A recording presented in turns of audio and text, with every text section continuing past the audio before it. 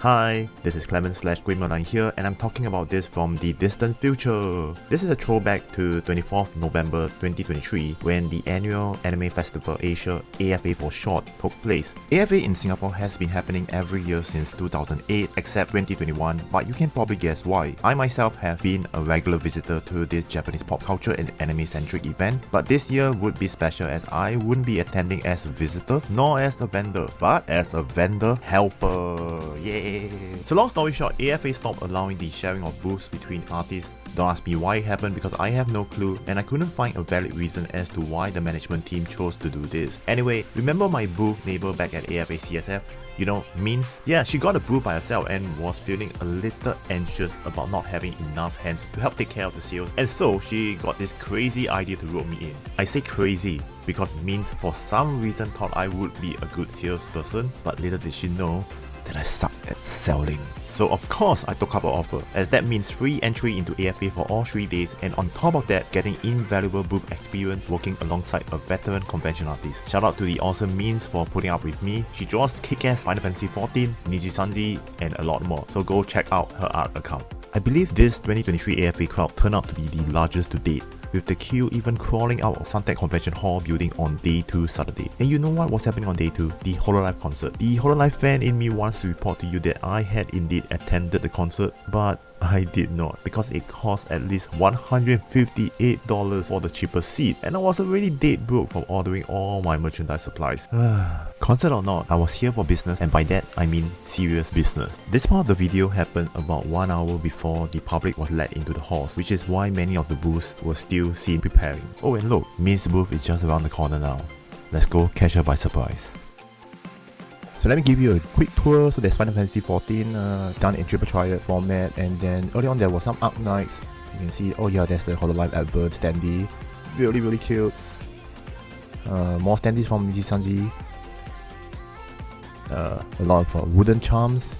And holostars are here, so there's a bit of Pokemon as well. So plenty to see. Yep, and I will be stationed at this booth for the next 3 days. So it seems that Means is still doing some last minute preparation, so why not I take the time and go look around, see what the other booths has to offer, especially before the crowd comes in. So we are here at the Creators Hub. This is the AFA version of the Common Artist Alley, and this year they have scaled down the table numbers from 153 artist booths in 2022 to the current 124 booths. I had a couple of friends who stopped by and remarked that it seemed that there were less artist tables than before, and you know what? After I sat down and compared the numbers, their observations were correct. What AFA did this year was, in exchange for less creators, they integrated 26 cosplayers tables into the Creators Hub.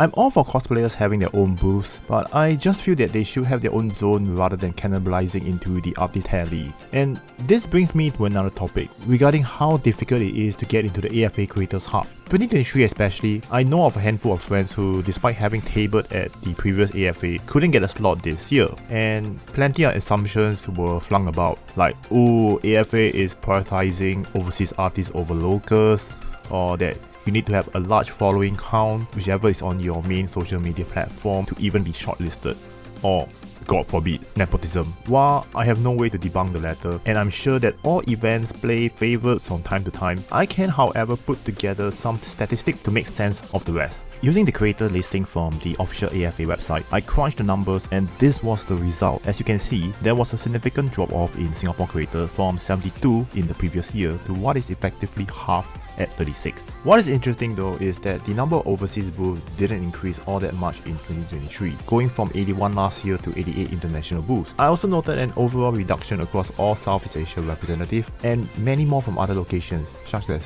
Japan, Taiwan, United States, and even Germany and the Netherlands. What this number represented could possibly mean that half the amount of Singapore-based creators got shafted this year because of the inclusion of cosplayers. Again, this is not me criticizing anything, but just my own observation and speculation. I honestly do like that there are more overseas creators, and it's not like us locals don't have any other options, which I guess that's why AFA set up the Neo Creators Superfest to accommodate all the other artists who unfortunately couldn't get into the main AFA. What I do hope is that the management team will find ways to strengthen the publicity of the next TSF if they choose to do one again in 2024, because the visitor count back then was visibly lacking when compared to the greater AFA that is this one. When it came down to follower count, I was also surprised to find there were a couple of creators who didn't even have 1,000 followers on their Instagram, Twitter or Facebook, if they even had any in the first place. I found one with as low as 500 followers at the time of this edit. Of course, there were also mega creators at AFA like Sakimi-chan with easily over 1 million followers, but I'm at least pleased to say that when it comes to your social media numbers or the lack thereof, it is not the ultimate deal breaker in regards to getting a shot at the AFA Creators Hub. This means a lot to me because I myself do not have 1,000 followers on my Instagram account. So who knows, I might have the courage to sign up for AFA next year for the very first time. So yeah, here I am looking at the Hololive Meet mini exhibition where you can browse the various merchandise designed by Japanese illustrator Lam Sensei.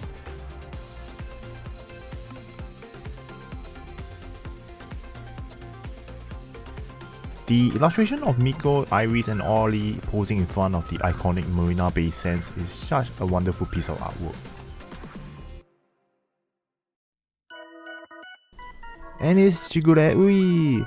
If you're into VTubers, you would probably at least heard of her viral music video Shukusei Lori Kami Wekuen. Wekuen? Yeah. So, she is an established illustrator herself and was one of the invited guests at AFA this year. Sadly, her stage was restricted to only those with the day stage pass, and I was told that this access wasn't included with my exhibitional pass. Oh well. Here's a sneak peek at the Bushiroad corner. Fun fact, I used to play quite a lot of Bushiroad TCG at a competitive level for many years, including White Swords, Victory Spark, Dragonborn, and Cardfight Vanguard.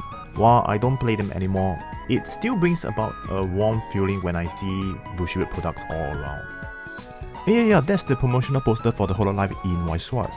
If I was still playing the game, you can bet I would focus on the Hololive team deck. I can see the MiHoYo section now. They had set up a 360 exhibition space, with each quarter focusing on their 4 main games: Honkai Impact the 3rd, Genshin Impact, Honkai Star Rail, and their upcoming Zenless Zone Zero.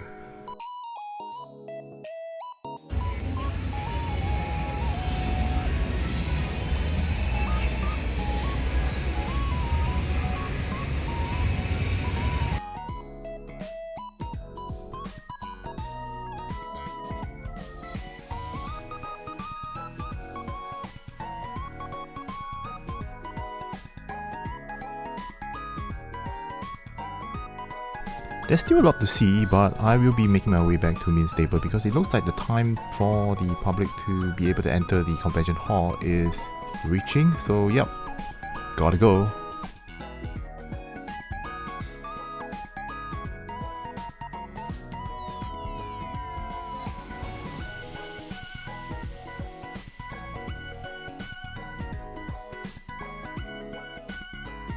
This was what the crowd looks like during the first hour of day 1.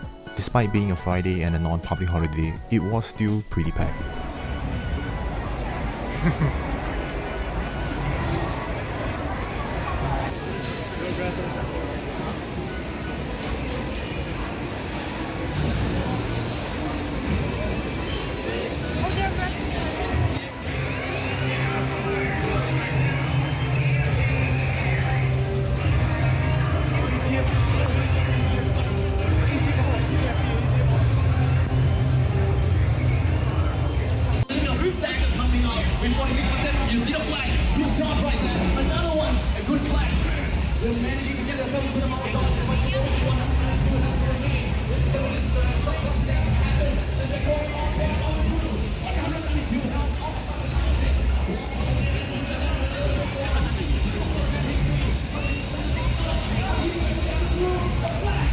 So my thoughts on helping out at AFA.